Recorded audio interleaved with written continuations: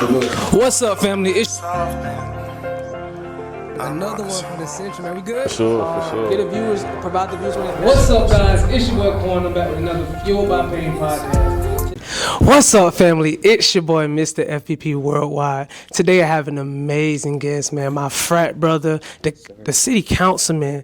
Oh my gosh, so many different things to name, but we'll get into all that in the podcast. I'll start off by letting him introduce himself, and then we will get started with the FBP podcast, baby. Awesome. Well, first of all, I got to give a shout out to my boy Quan. Really have gotten to see this man just blossom and grow into the man that he is. We'll get into it, my background, but during my early part of my career at Albany State University, I had an opportunity to meet Quan when he was matriculating through Albany State University. We had the awesome opportunity to pledge the greatest fraternity to mankind as well. But just to see him grow and to develop and now be a part of his growth and success is truly an honor, brother. Yes, sir. I appreciate you for allowing me the opportunity to share my platform on your platform as well. But my name is Corey Morgan, council member for the city of Camilla, but I'm a native son of Southwest Georgia, born and raised in this part of the state, down in Camilla, Georgia, not too far from Albany. But my family ties are deep. Here in Albany, they stretch over into Calhoun County as well. Just if you know our stories as Black people, we are a migratory folks, not on our own stances, but because of things that have happened to us throughout the years. But again, I'm a servant leader, organizer, scholar. Sometimes I write as well too. But I do all things on behalf of people. I've been blessed to do this work, and I just look forward to continuing to do this work at an even greater capacity. Hey, man, spoken like a real true councilman. Jeez. Hey, man, that takes practice, but also patience within yourself, man. Corey, you gave me my flowers, and I got to give you yours, man. Corey is an absolutely amazing, I would say, impression of what it is to be a strong Black man. Further beyond the impression, somebody of a certain stature, somebody that literally leans on their words, leans on their emotion, but also shows vulnerability to another brother to show that he can be comfortable as well around him. Man, so many things. We've been in the mix for a minute, man. We're over 5+ years. Absolutely. It's crazy, man. Life goes on and God does not make mistakes. I know I say that every single podcast, but I'm so grateful to be in such positions, man. And also to be a part of your campaign season, man. It's big. It's going down, and the elections will be happening this Saturday, man. Make sure y'all vote. Yes. You ready? Yes, sir. Yes, sir. Lock in. Hey, man. Early voting ends Friday for folks. And this is all across Georgia. So even outside of Southwest, I know this is a Southwest focus, but elections are happening all across the state. So if you're registered, make your voices heard. Absolutely. You know, this is a governor's race. You got some judges, state judges that are all on this race. Very important year where you can decide who ends up on your ballot for this November. So. Absolutely, man. Get out there. As Alpha would say, man, a voteless people is a hopeless people, man. Hopeless. Get out there and vote, man. Starting with the podcast, man. Let's get into it. Let's get started. Before politics and leadership, who is Corey B. Morgan growing up? Absolutely. Take us down that journey, man. Yes. Again, a very beautiful life I say I've lived. Raised in a single parent household. Super nod to my mother coming off of Mother's Day weekend. She's really held it down along with the village that I've been raised in. But the good word tells us to honor both our father and our mother. And my mom did, again, incredible job of even making sure that she held my father accountable. So my dad has always been in my life as well. Speaks to the man that he is in all of that too. But just growing up, again, Southwest Georgia kid, I was up here in Albany often on the weekends. Didn't really travel much, but through just school field trips. My high school, Pelham High, and the system that I was in did a really good job of making sure, at least through education, we got to be exposed on trips and things. Absolutely. And I count exposure as a big credit of my development. once we are just exposed to many things, it really shapes how our worldviews are, how we engage with people, and all that we do. So that's me in a nutshell. Just growing up, small Southwest Georgia country kid, hanging out in Albany on the weekends, coming up during homecoming season, running around campus, just being active and just good spirits, but not much to do though in our parts of the state. Yeah. You got to get into a little trouble, Yeah. just a little bit. Growing up in the South, man, like we said, getting into trouble, but also being around people and being close knitted with your loved ones. Yeah. What values did your family instill inside you that you hold, that you plan to carry on into this race for the people that will now look up to you? Yeah. Oh man, that's one of the joys, honestly, of being in this area too. It's just the close knitness. I grew up in an area where I got cousins that live probably 2-3 doors down from where I stay. So that type of love, we running around. Folks in the community are able to reprimand us all. And I think that's just how community and villages work and should work. And we need to get back to more of those ways, just communal style living. But really, first most, just faith, very spiritual, religious family. So very, very early learnings of just praying. And I even have been in situations where people of my family don't attend the church itself, but they still have their practice of honoring God and practicing religion, but also being in the church. I was baptized at an early age. That's important. So again, just faith early, but also loving on people. And I saw that a lot firsthand through my grandmother. Blessed to still have my grandmother here with me today. So still learning and growing, honestly, from one another. But just the way that she was a rock for the family, foremost, but just the community as well. Grandmother is well known in Camilla, in that neighborhood, and has often served as just a place of comfort. The pillar. All that, bro. Yeah, support, love, shares resources with community. So all those have played a major role in who I am currently, and just the work that I hope to continue to do through my life and as I continue to grow and navigate as well. Yes, sir, man. Spoken like a true king, somebody that's born and instilled on values. You grew up with those things. And like you said, getting baptized at such an early age, I would say being introduced to a higher power, to be afraid of something is so powerful when you're growing up, because growing up with absolutely nothing, being afraid of absolutely nothing can sometimes lead you astray, man. Yep. So it's important that your parents, your grandparents instilled those values into you. So kudos to them, man. If you're watching this podcast, kudos to you. Absolutely, man. Was there ever a moment in your younger years where you felt overlooked, doubted, and underestimated? Yeah, I think we all kind of navigate that through certain portions of life. I'd say this really happened upon transferring school systems. I live in Camilla, grew up in Camilla, but had an opportunity to attend a different school within the county. Caught a lot of flack for that growing up around. Shout out to all the Eagles that may be tuning in. I ended up being a Hornet, but the love in Camilla is still there. I came back and made up for it as my time on the Camilla City Council. Most definitely. But I say during those transitional moments, when you're leaving one environment and entering into a different environment, I am in a different city at this point, going to a different school. The city itself is, like most cities in Southwest Georgia, it's majority Black town, but this school did have a very high population and just a mix of both Black and white children. And so through early just learnings in those early years, back in the day, we had AC programs, the gifted program, and I had an opportunity to be amongst some of the gifted students. And I think just growing up being a Black man, being one of few in these spaces, I do think and remember just navigating that. And it looked different in different moments of my development. In elementary school, I was very competitive.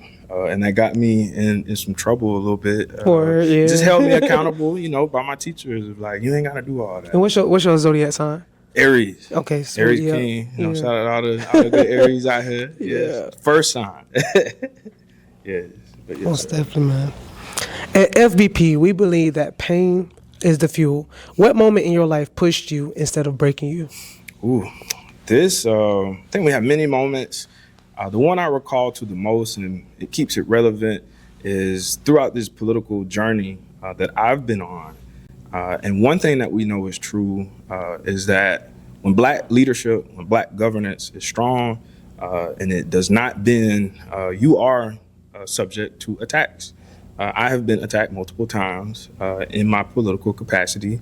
The root of it is just trying to dismantle and disrupt the progress that we have been able to do in a very short amount of time. I've been on the council for 6 years, but this all started when we had two gentlemen, outstanding gentlemen in our community.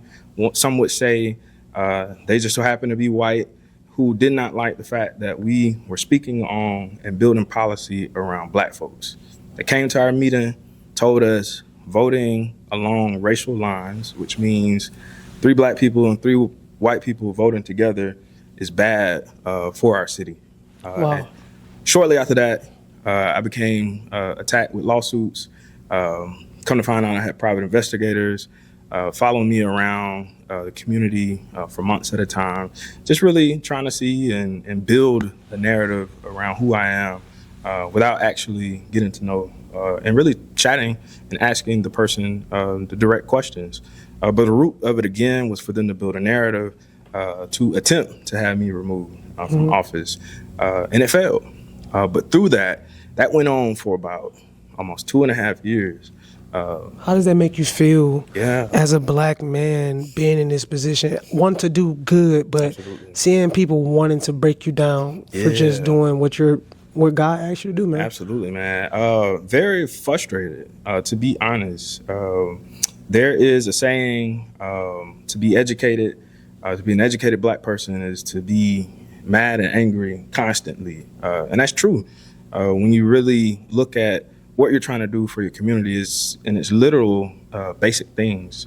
It's the things that the white man and the white woman get to do often and with ease. But when we're doing this work and we're very intentional about doing it, we are subject to attack. It's a proven fact. History doesn't lie. It happens often. It's happening right now somewhere.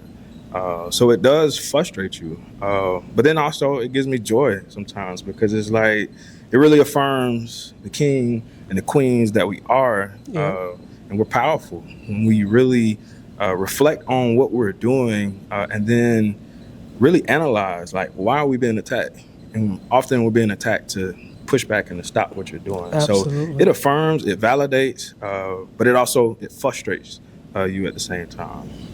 Hey, man, I can only imagine being in those shoes. It's just like somebody stepping in my way. I want to do my podcast. I couldn't imagine, because it's what I love to do. Man, it's almost crazy that we still live in a world where that can be said that it exists, man. That is crazy. Yeah, man.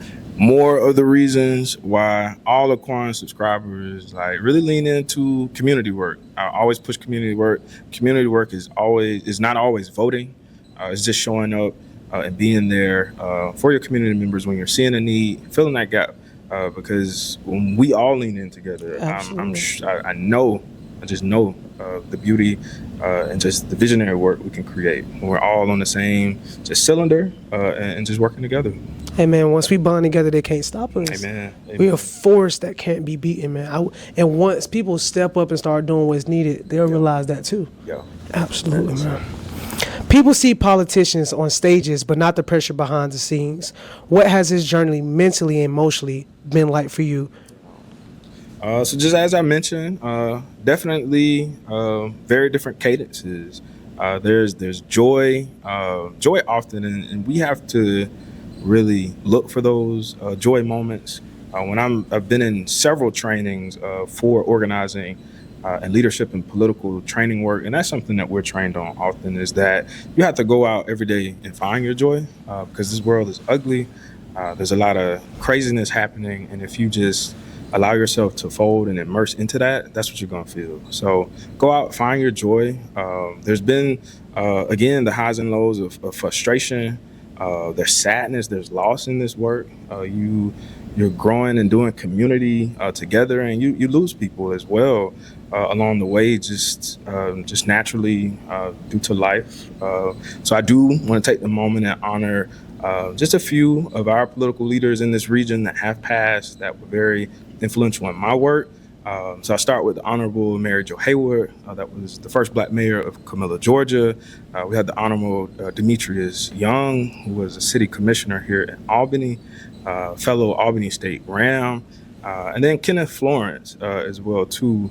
Another brother in this community that was just really strong, did a lot of grassroots organizing work with us. And so we navigate loss, and we still have to continue the work, literally, that we work on with these people 2 or 3 days before, and you get the news and learn of their passing. But that work has to still be carried forward as well. So a myriad of feelings, again, but I focus on leaning into finding joy often in this work so that I'm not just bogged down by a lot of the ugliness that is around and that is on the earth, period. You spoke a little bit about having to take some time out to grieve, but still the work has to be done. And that's what I look at as making a sacrifice, man. Absolutely. What are some sacrifices that people don't see that you make, that you do on a daily? Yeah, absolutely. Oh, man. Listen, I still have a good time, but I'm not out often. And when I am on the scene, it's because I am taking some time to actually be me. And be in the community. I lean into my family sometimes too. This work does require time away, and I could even be in the same city as my family, but the work itself is so consuming sometimes that I do just find myself being so zero focused in on the work, making sure that I have the best policy agenda, that I have the best notes, the best message, and that I may miss a phone call from family or something, or just literally missing time that I'm doing this work, that I'm not in person and engaging with family. So sacrifices on fun and a little bit there in family. But I do know that these sacrifices are worth it. Going back, coming from a small city, being in people's position, I would say to become the people's person. What do you feel is something that's misunderstood about CB Morgan?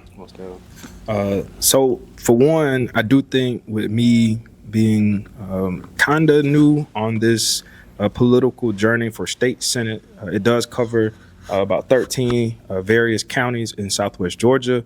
While some people know me in the region and know the work that I've been doing for the past 6 years on the council, I've still had the pleasure of reintroducing myself to community.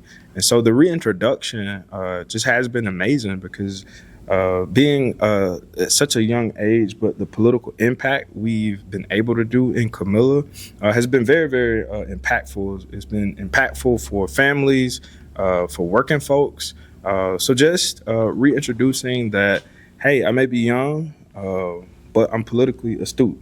I know what I'm talking about. I study well, and I care about people. So being out in community and just letting people know what this state senate race means has been just one of the best parts of just challenging some of those misunderstandings or just lack of awareness, mainly. What does it mean to you? What is becoming or running for state senate mean to you utmost? Absolutely.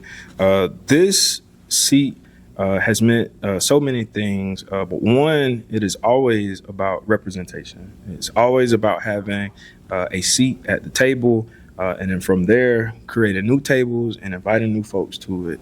And so I see a whole lot of that in this race. There are 56 state senators in the state of Georgia, and there's well over 170 House of Representatives. So this is where the state's budget is made. This is where every law is created. It's where it started from. And so that it means so much in itself of having new, young Black representation coming out of Southwest Georgia and being able to reflect and represent our most pressing issues. A part two to that, again, is just honoring people's legacies that have ran for these seats, because running for the seat is a thing that should be celebrated in its own. It takes so much sacrifice in that part. But it takes a lot out of community to send up someone that they want to go run for this seat, and also looking at a lot of the challenges that our community has faced to even participate in voting for representation for this seat. This would be the should things go well and I'm elected as the next state senator, this would only be the second Black person to represent Southwest Georgia in the state Senate. So representation, I think honoring legacy is what this race means for me. And again, being able to just challenge the norms altogether. Absolutely. Yes, sir. Being young and being a Black man getting into politics, what was your motivation first? Yes. So I must start in undergrad. I really went to school to play football, and my trajectory changed quite a bit to where I stepped away from the field and found new community and agency in doing this work. I ran for Student Government Association. I was a young senator, the guy fresh off the football team into that part, student engagement life.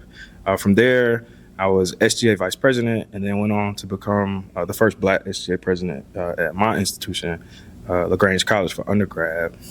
From there, being in that role, I already know how some of those are. We're already engaging with community, engaging with the town's mayors. And I decided to do my senior thesis in undergrad on civic engagement.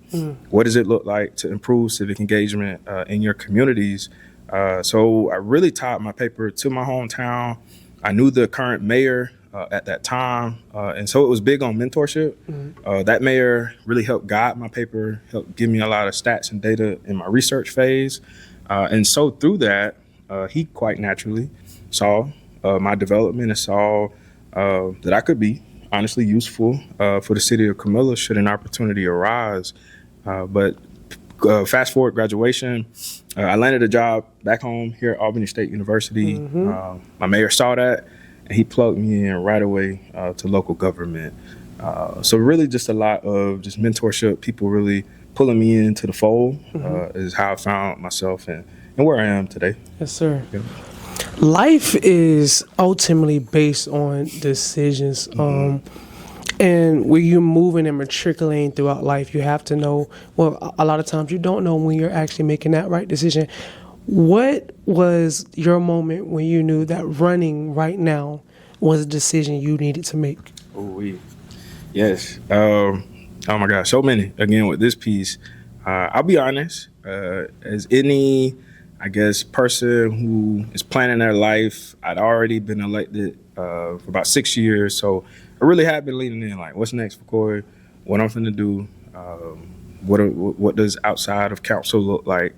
And we really lean into what does a 10-year plan look like for Southwest Georgia? How does this council seat, but also other community work, really develop just external just fruit for this region? So this seat came up on my power map, just my brainstorm list. But if I'm honest, I did not think that it would be right now that I would be running for this seat.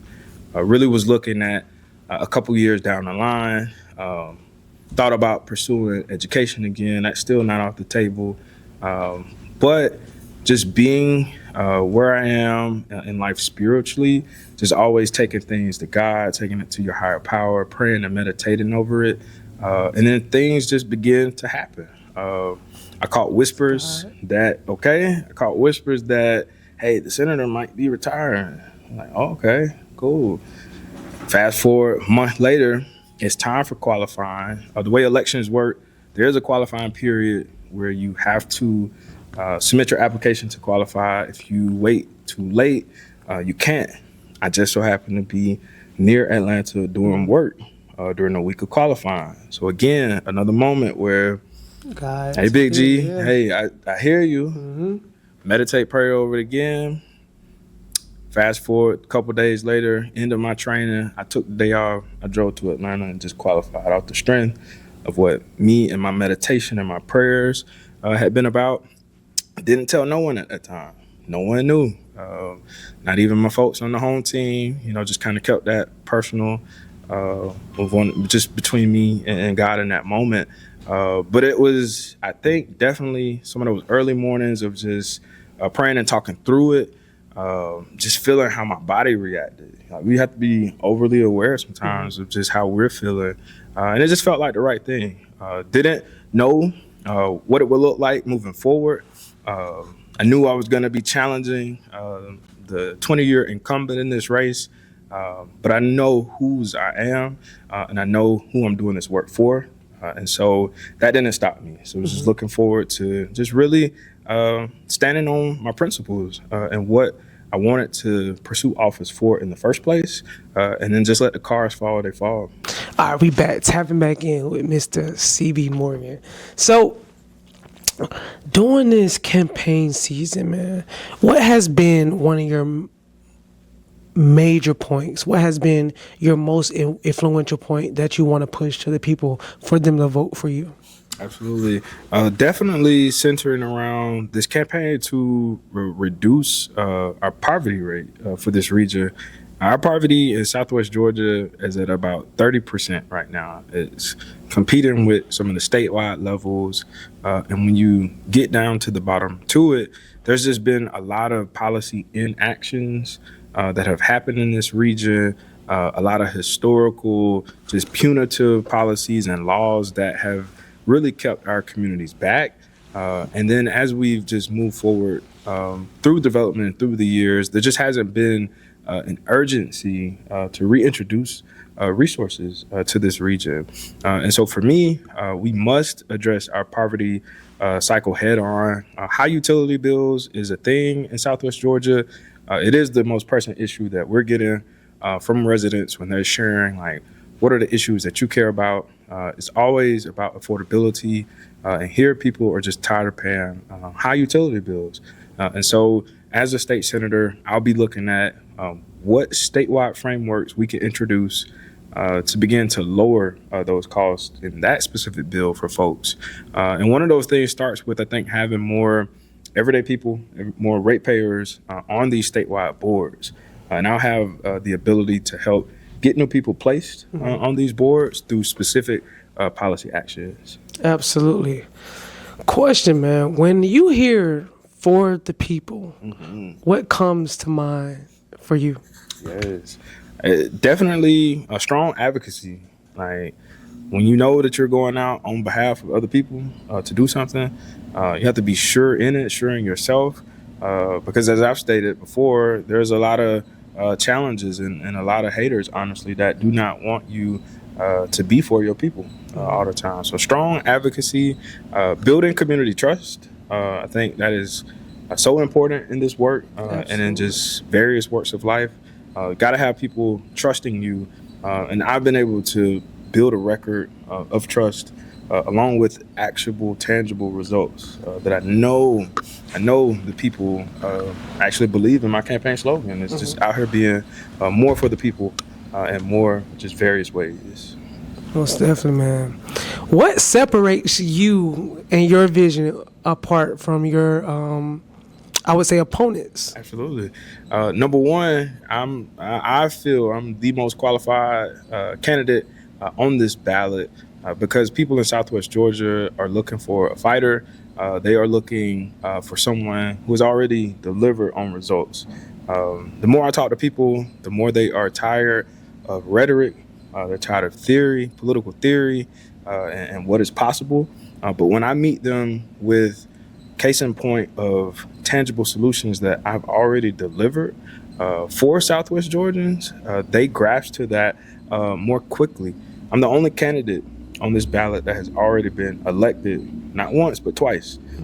Again, the only candidate coming in with a legislative record to really lean on and to talk about when I make my cases of what I want to do in this position. So in between the lines of being the only person on this ballot with a legislative record is the reason why I say I'm the most qualified individual on this ballot.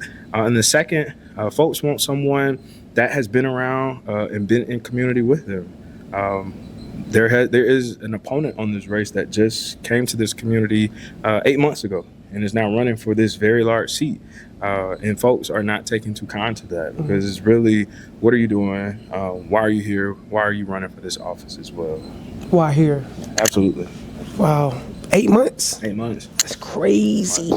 That's what the record show. That's what we found. We ain't found nothing longer than that. That's crazy. What are some setbacks you've encountered that eventually worked in your favor in this race, in life, becoming a man, all of the above? Absolutely. I think, one always looks at like having the full blended household. I was not fortunate to grow up in the household where you had mom, dad, and the family in the shebang. And that technically should have set me back times 1,000. But God, but persistence, but for my mother and father who fought against those odds and made sure that I still received the development, the nurturing, the love, the attention, all that's needed to ensure that a young person is successful. And then I also turned to just one of the first challenges I faced when running for office. The very first time I ran, I was coming off of undergrad where I had voted in college. Something that we encourage all students to do is to use their political voice whenever and wherever. And I did that in undergrad. We were voting to keep Trump out of the White House. It didn't work. Yeah. Guess not a lot of us voted. He still got in there, but I think a year or two after that was when I returned home and tried to run for office, but on a technicality I couldn't because I had voted in undergrad. And apparently in Georgia, when you vote in a different location, that changes your residency. And I didn't know that. I wasn't aware of it. But that was just a setback for me to learn, at least that version of the law. And I came back the very next year and ran for a different seat on that same council and was able, again, to win by 8 votes. It was still a challenge. It was still a work. But that is one of the setbacks that I do look at, at least in this political career. So just an area for learning, mostly. Absolutely.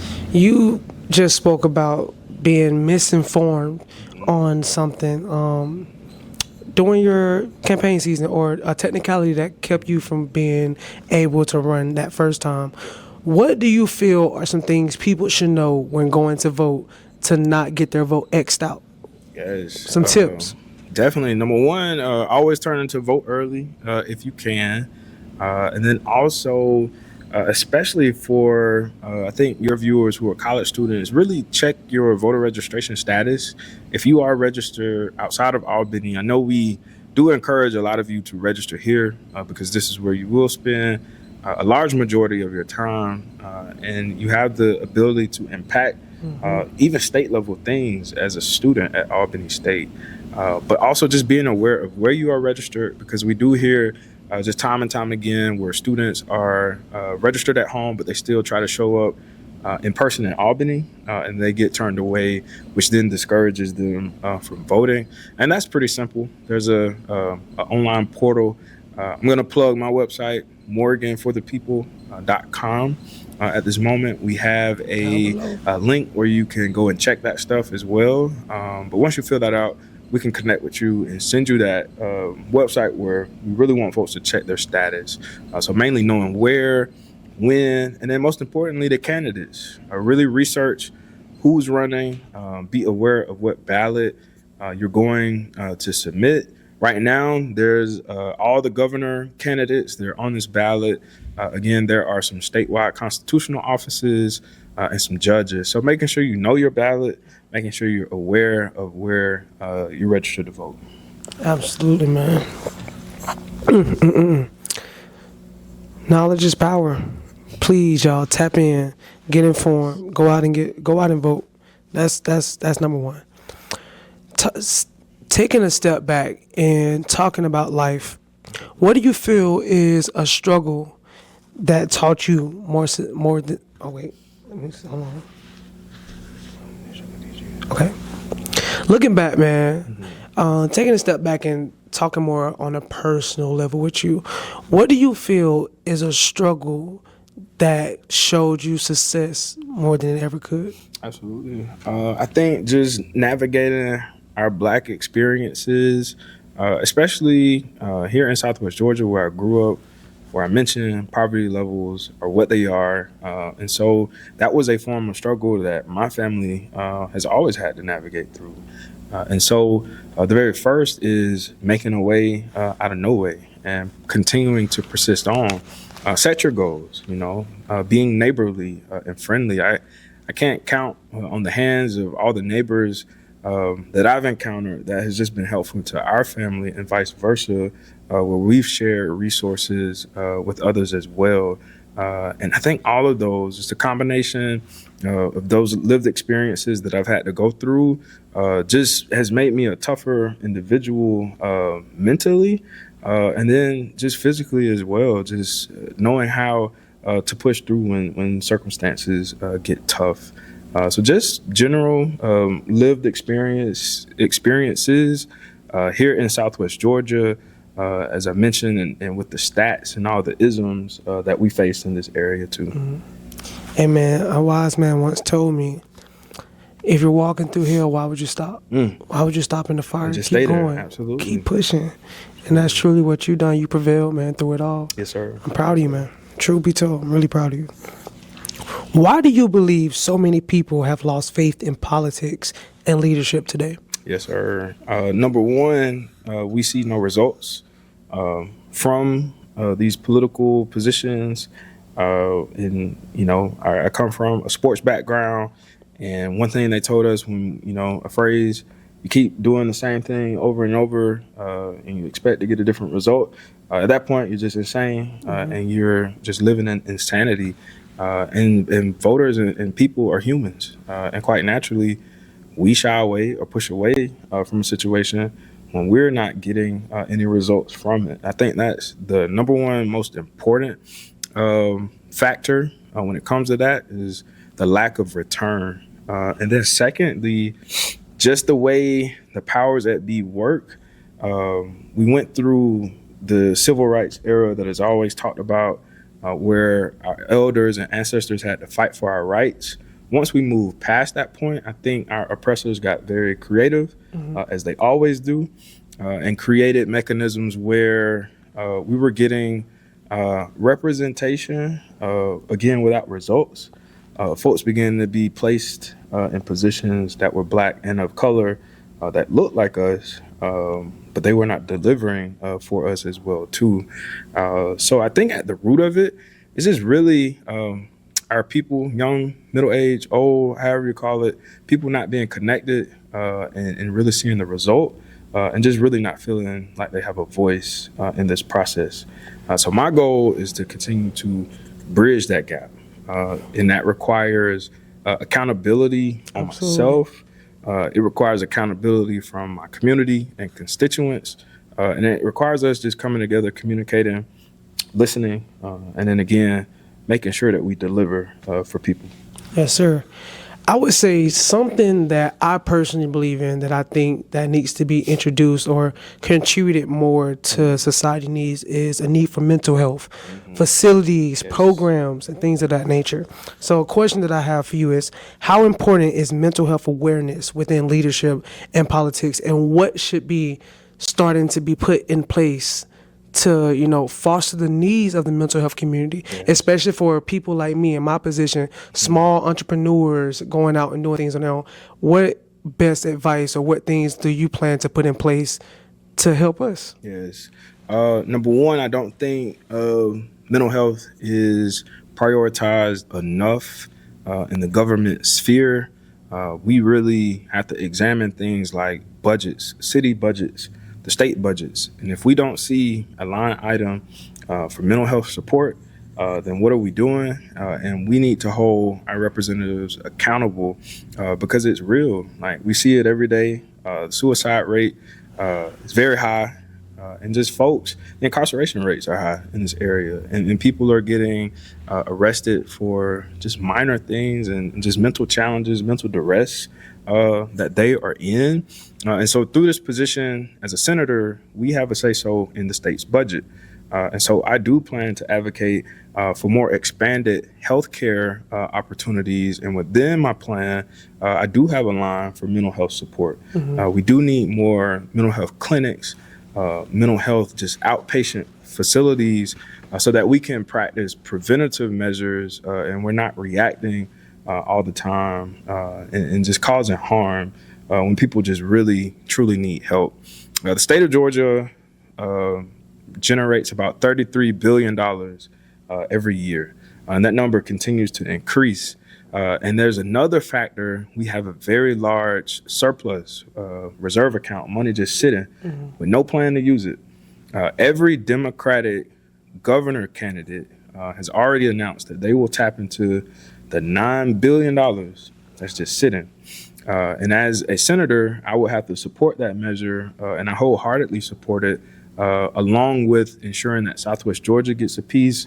And exclusively, we want to look at dispersing about $5 to $6 million throughout this region, just for more healthcare support, which includes mental health services as well. So we do need our communities getting ready and preparing themselves to receive, setting up your businesses, and just really creating your comprehensive plans as well on how you, as organizations and entrepreneurs and healthcare providers, how do you all plan to disperse a mental health action plan in your communities as well too? So I think it's the utmost important. I don't think it's talked about enough, but that's why I'm running for state senate, is to be a part of these so needed changes for our community.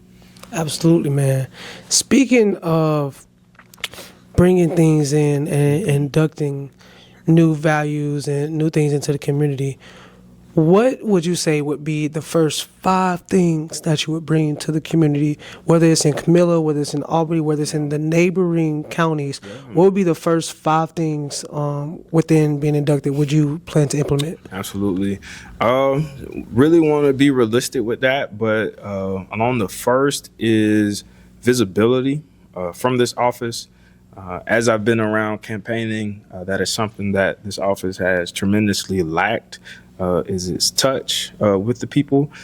So again, just making sure people know that this office exists, what it does, and who their senator is, first and foremost.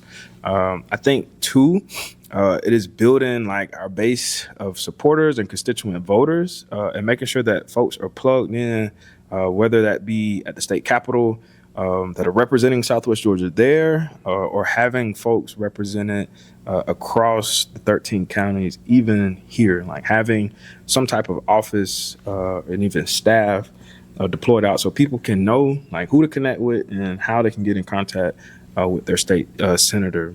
On the policy side of the house, that's where I really want to lean into reducing the poverty measures. So one of the first cases of that is working across aisles and working with Democrats to make sure that we can increase the minimum wage in this state. Georgia's minimum wage is still $5.15. So for folks who are just workers in the gig economy, generally, if you're not in one of these really nice high-paying jobs, it's why your starting salary looks the way it looks. Is the state really does not force businesses to pay folks at a living wage. The wage is still, again, $5.15. A next piece, this will take some time, but ready to begin to introduce it, to try and work on some of this crime that we're having. I think that can be seen as a healthcare issue or just a crisis that we find ourselves in. I really want our state to have an office of violence prevention. I've had some time to look at other states. The closest to us is North Carolina. They have an office of violence intervention and prevention. And just would like for us to begin looking at some models of what that would look like. And I want that office, when it happens, to be housed right here in Southwest Georgia. I think Albany is the greatest location for it, outside of just the stats and the statistics we find ourselves in, but because of our connection to Albany State University, and it's right here, and we have a very awesome criminal justice department. So I think students can be involved with that, faculty and community, deploying just strategies all across the state. And what better place for that to come out of than the unsinkable Albany State University. And then fifthly, I will lean into our HBCU support across the state. These seats, the state senators, play the deciding factor in how much funding and what do the resources look like that our universities receive. So making sure that we have HBCU representation on the Board of Regents so that the state can stop playing in our faces straight up.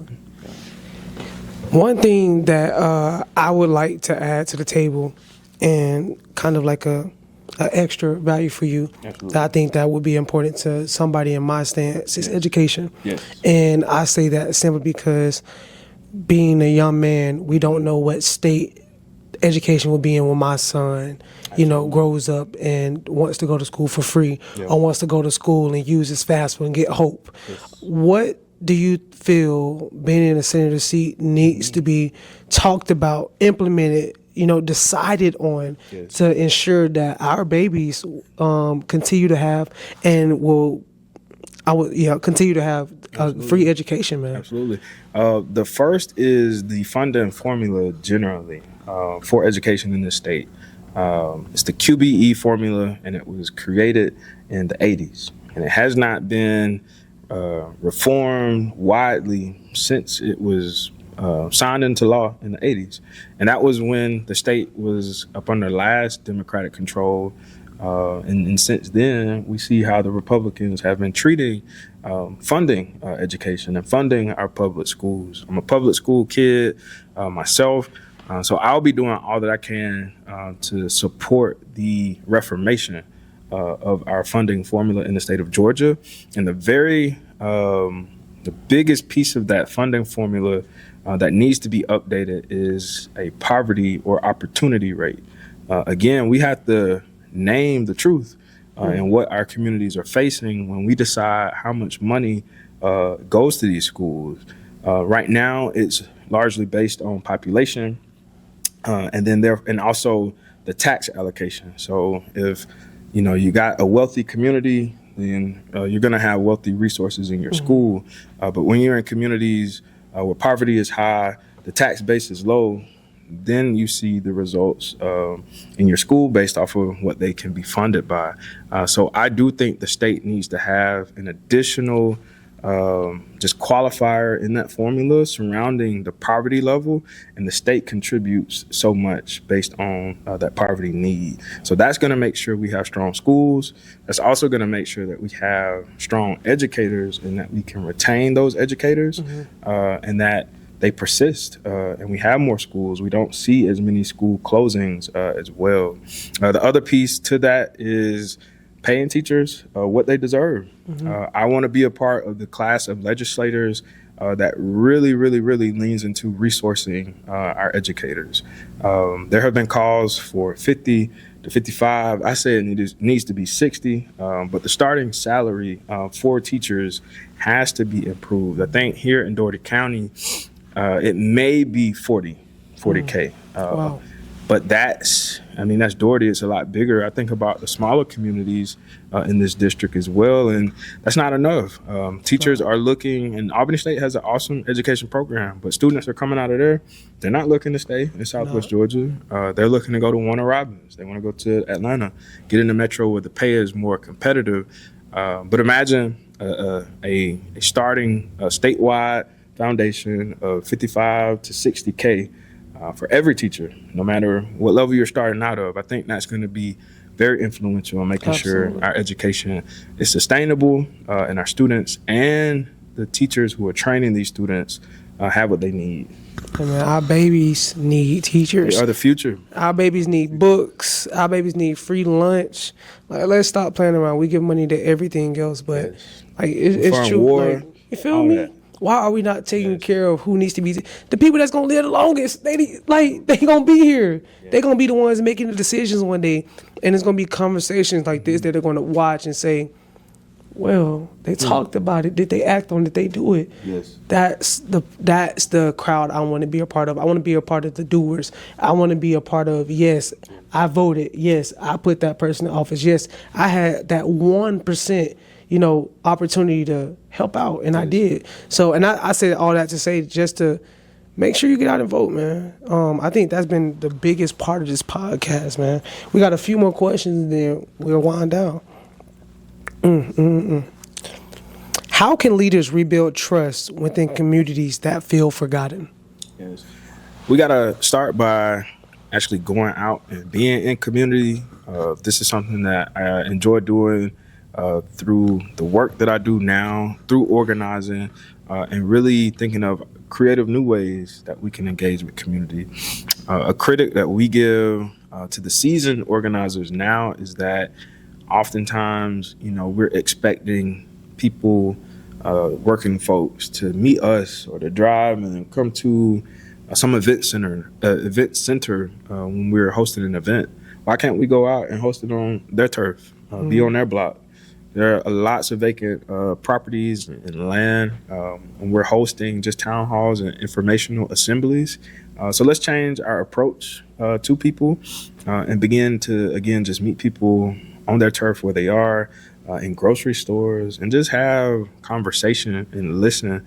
And again, the biggest that I've seen the most results from is when we actually deliver on people's most pressing needs. When someone comes and says they need XYZ as a policy maker, I think it is my job then to go well within the means that I can, use the resources that we have, and really put out something that those group of people have told me that they need. And that's when that trust comes in. Folks are fighting to keep you in office at that point. And I see that firsthand as a city council member. Yes, sir. Hey, man, betting yourself and nobody else will. And when you put yourself in positions to win, eventually you will. Yes, sir. Hey, man. Oof. Last but not least, man, when it's all said and done, what legacy does C.B. Morgan want to leave behind? Man, I think about that so much. It's why I started writing more and just journaling as well too. I definitely want folks to look back on my life and see that this was a person he was a man of who he was, Black man, and has navigated the challenges that I've had to navigate. But I've been a brother's brother, a servant of people, and that just my love for people just continues to exude out onto others. And I want to leave that in just, again, forms of journalism. I want it to be left in just acts of the work that I've done, whether that be through passing policy that stands buildings up, or if it's a simple policy that removes a barrier for another human being. People will always forget how you will not forget how you made them feel. And so those are the pieces of my legacy. It will be a very tangible feeling that I want folks to hold, but also just some written pieces. I hope to have a couple books out and just blueprints and frameworks for folks to really navigate their journey and using pieces of what I've been able to accomplish. I think that's what we're all here on Earth for various different purposes. But I think it's truly to be a vessel for folks, to be a bridge, and to leave this world just truly better than what we found it when we found ourselves and just found our various purposes in life. Absolutely, man.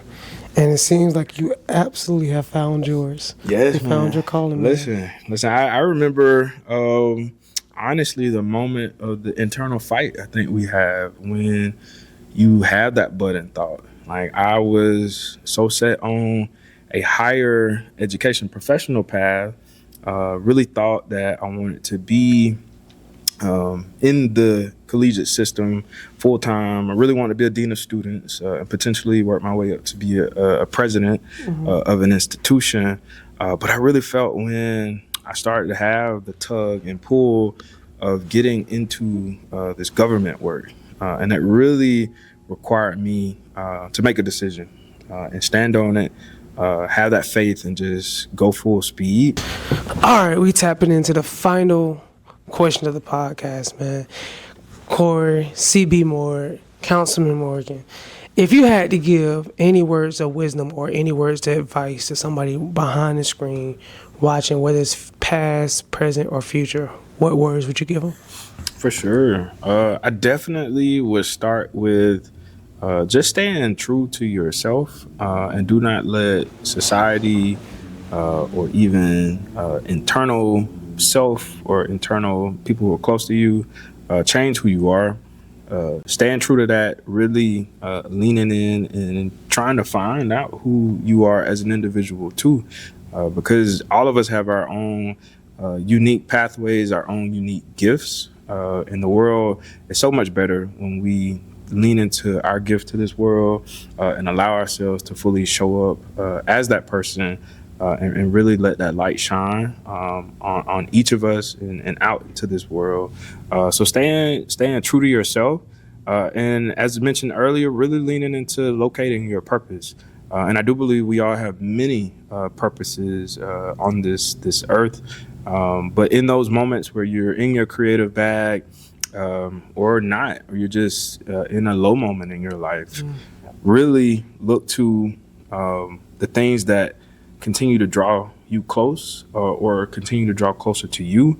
Have a form of meditation around that and just pursue your purposes. The sky's the limit. Like once you do that, I'm a testament to it. I've seen my career, my trajectory in this work take off when I stop try to fight what it is that I'm being called to do.